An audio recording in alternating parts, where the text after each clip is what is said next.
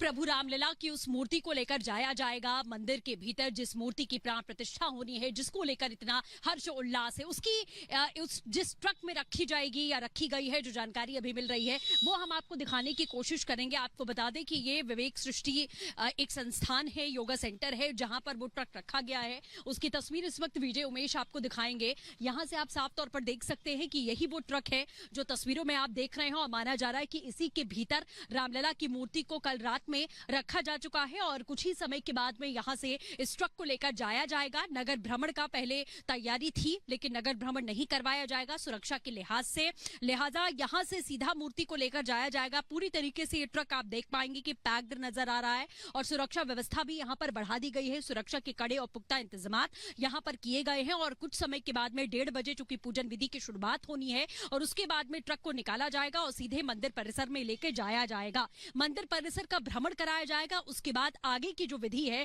उसकी शुरुआत यहां पर हो जाएगी। लेकिन सबसे खास बात यह है कि आज वो मूर्ति जिसका चयन किया गया, अरुण योगीराज ने इस मूर्ति को बनाया, बेहद मेहनत से लंबे समय के बाद उसको चुना गया और उसके बाद यही वो रामलला की मूर्ति है जिनमें प्राण प्रतिष्ठा की जाएगी और गर्भगृह में उन्हें विराजित किया जाएगा। तो ये तस्वीरें इस वक्त खास हम आपको दिखा रहे हैं। कुछ ही देर के बाद में मूर्ति यहां से निकलेगी, वो तस्वीर भी, वो झलक भी हम आपको जरूर दिखाएंगे। बने रहिए रिपब्लिक भारत के साथ। विजय उमेश के साथ सृष्टि पांडे। की प्रतिमा मंदिर में प्रवेश करेगी, जिसका इंतजार बेसब्री से हो रहा है। सृष्टि हमारे साथ लगातार बनी हुई है, पल पल की जो तस्वीरें हैं वो हम तक पहुंचा रही है। तो सृष्टि का यहाँ पर रुक करेंगे। सृष्टि, यकीनन वो क्षण जब आएगा, जब मंदिर परिसर में भगवान श्री राम की प्रतिमा प्रवेश करेगी, तो वो जो क्षण होगा, वो जो पल होगा, वो बेहद अद्भुत होगा। मानो जैसे आसमान से पुष्प वर्षा हो रही हो, गाजा बाजे बज रहे हो और राम भक्त पलक पावड़े बिछाए इस क्षण का यकीनन इंतजार कर रहे होंगे। बिल्कुल मोनिका, जैसा आपने कहा कि पूरे देश में नहीं बल्कि विदेशों में भी इस बात का इंतजार है कि प्रभु राम आखिरकार अपने महल में, अपने मंदिर में कब विराजमान होंगे। टाट में वो कई साल रहे, यहाँ के लोग दुखी भी रहे, रोते और विलाप करते हुए भी नजर आते थे जब प्रभु राम टाट में थे। लेकिन अब वो दिन आ चुका है, वो घड़ी आ चुकी है, जैसा आपने कहा कि प्रभु राम की जो रामलला की मूर्ति है उसे लेकर जाया जाएगा। और आज का दिन इसलिए खास है। मेरे पीछे जो तस्वीरें आप देख सकते हैं, ये विवेक सृष्टि नाम का एक ट्रस्ट है। यहाँ पर आपको बता दें योगा सेंटर है और इसी के भीतर अरुण योगीराज को वो यहाँ पर मौजूद भी हैं और अंदर ही वो ट्रक यहाँ मौजूद है जिस ट्रक में सीधे तौर पर रामलला की मूर्ति रखी गई है। और रात में ये बताया गया कि रात में क्रेन के जरिए मूर्ति को रख दिया गया है, क्योंकि 150 से लेकर 200 किलो का रामलला की मूर्ति। बिल्कुल सृष्टि, और लगातार ग्राउंड जीरो से आप जानकारी दे रही हैं, तस्वीरें दिखा रही हैं और साथ ही नए भारत की नई अयोध्या बनकर किस कदर तैयार है, ऐसे में लगातार अपने दर्शकों को हम बता रहे हैं। और वहीं एक और खबर अपने दर्शकों को हम बताएंगे, लेकिन उससे पहले आपको बता दें कि जो भक्तों का तप है, किस कदर प्रभु राम दर्शन देंगे। अब से थोड़ी देर बाद जो प्रभु की प्रतिमा है पूरे मंदिर में घुमाई जाएगी।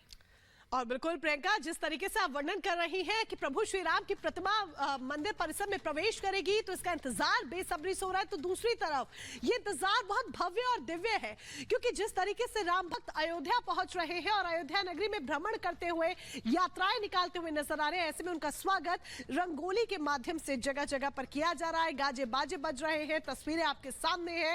ये प्रभु श्री राम की नगरी है, ये अवध है, ये प्रभु श्री राम की अवध नगरी है, जिसमें राम भक्तों का जो उल्लास है वो इस वक्त वाकई ही देखते ही बन रहा है।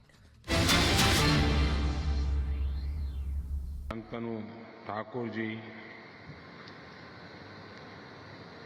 एला करालियर कुम एंडे नन्ना नमस्कारम।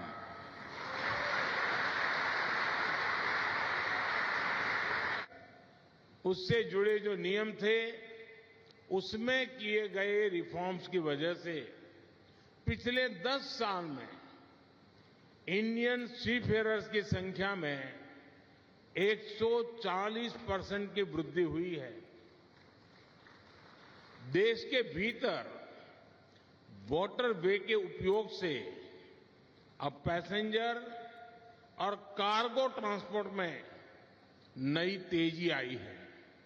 साथियों, जब सबका प्रयास होता है तो परिणाम और बेहतर मिलते हैं।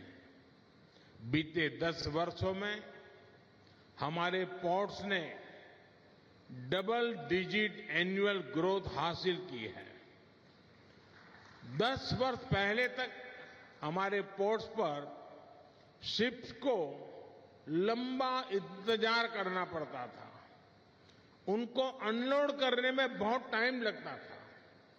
अब स्थितियां पूरी तरह बदल चुकी है। आज Bharat ship turn around time में दुनिया के कई विकसित देशों से भी आगे निकल चुका है। साथियों, आज दुनिया भी ग्लोबल ट्रेड में भारत की भूमिका समझ रही है। G20 समिट के दौरान भारत ने middle east, Europe economic corridor के जो प्रस्ताव पर सहमति बनी, वो इसी भावना का प्रमाण है। ये कॉरिडोर विकसित भारत के निर्माण को बहुत बल देगा। इससे हमारी कोस्टल इकोनॉमी को बड़ी ताकत मिलेगी।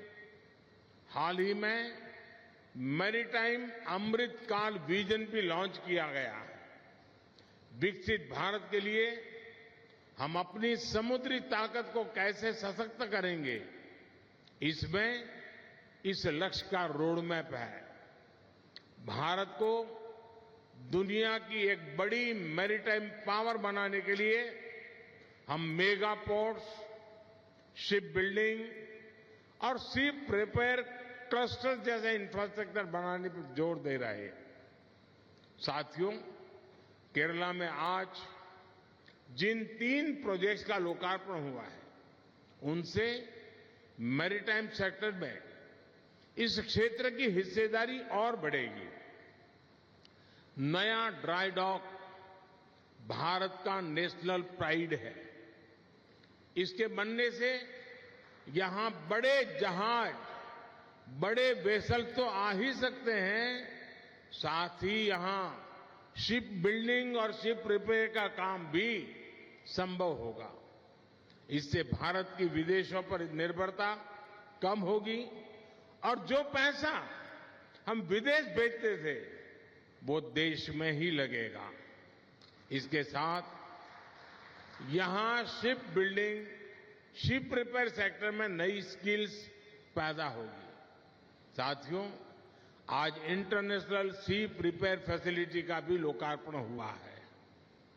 इस प्रोजेक्ट से कोची भारत का और भारत एशिया का एक बड़ा शिप रिपेयर सेंटर बनने वाला है।